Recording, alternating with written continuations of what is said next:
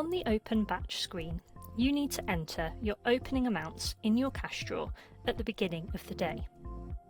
Please note that any tender types that are set to have the type of cash will appear on this screen. If you need to change the type of any other tender types in your system, you can do that from the Setup menu in the Cloud POS back office. Here we've just got the tender type cash to complete.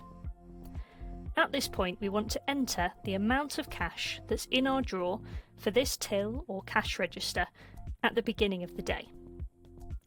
If you know what that amount is, you can just type it straight into the field here, like so. If you don't know that amount and you'd like some help counting it, you can use the change calculator. Click the blue button to open it.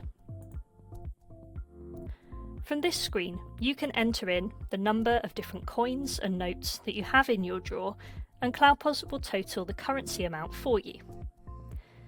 Please note that the change calculator is automatically localised for your currency when using Cloud POS. You can see the values appearing next to the individual coin and note amounts, and also in a total field here at the bottom.